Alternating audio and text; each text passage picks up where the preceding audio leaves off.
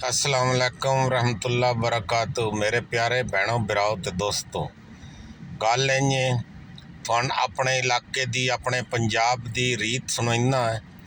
साडा जिहड़ा इलाका है ना, ये दरिया दी कद्दी वाला इलाका बनदा है। चनाब तो लैके ना ये सरगोधे तक इस मने ना सारा इलाके दे देसी लोग नो, देसी वसनीक नो, ते ओ ना जदों भी शादियां होन ना ते शादियां ते ये रवाज आ अगे 3 रोटियां ते हलवे दा एक ना वो भांडा जिहा रखे ना, जितने बंदे होन वो कौली भर के पूरा प्लेट जी देनी। 7 बंदे 7 प्लेटा, 15 बंदे 15 प्लेटा, 20 बंदे 20 प्लेटा। इसी तरह रात नूं भी ना शाम नूं सालन देना। जेड़ा चाड़े होना कट्टे दा गोश होना वो भी भर भर के देज के घर जा कमियां पड़ाए होने। वो सुबह बरात आनी आई ते हलवा पकदा पिया। हलवे दे वड्डे वड्डे कड़ाह होंदे जिन्ना च गुड़ बनदा, इन्हां तो वड्डे गोल जे होंदे बड़े वड्डे वड्डे, जिन्ना च मन 1.5 मन 2 मन सूजी पक पैंदी। सूजी दा हलवा बनदा। वो हलवा नाई बनाइंदा पिया ते एक बाबा जिहा बैठा, मंजियां पईयां न। वो तूतियां नगारे वेले आए बैठे, जिन्ना गो इस्तकबाल करना जंज दा।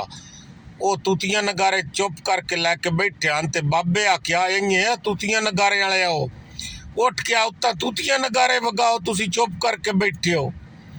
तो थोड़ियां जी निक्कियां निक्कियां पहले साज कड्ढदे मुड़ वड्डे कड्ढदे ते इक्की कोल वड्डा दूता जो होंदा अगे मूँह लगो है तो यकदम भां करके वगदा है। उस जो पहली बारी ना उस फूक भरिया तो उस कीती भां, उत्ते कुत्ता बैठा छत्ते ते कोठे दे ते।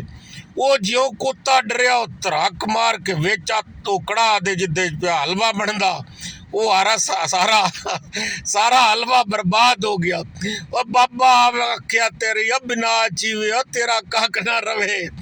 तैन मैं आख्या तूतियां नगारे वगा के, तैन मैं आख्या तूत खड़ा कर दे, तो मुंडो तूत खड़ा कर दिता। उस गले यारो ये हुकूमत वास्ते इमरान खान भी तूत खड़ा कीती खड़ा। ये हुण पता नहीं की करंदा। ये दूजे ते तूतियां नगारे वगाइंदे आन जेड़े भी इन्हां दे मुखालफ पार्टी हुंदियां। ये शरीफ बरादरी दे ते हुण ये मुस्लिम लीग वाले दे खिलाफ बड़ा तूत खड़ा कीती खड़ा इमरान खान। अल्लाह ही आपस जे काबू आ गया इमरान खान इन्हां तो ते मेरे बहना ते बिरावो इन्हां शेयर करया जरूर। उस तो इंजी वगायो तूत कि कुत्ता दरक लैके छत्ते तो विच कड़ा दे आन पिया। इंजी काम करिंदा पिया इमरान खान। अल्लाह हाफिज। सदा फुल्लां दी तरह मुस्करांदे रहो। तेनू शेयर भी करया।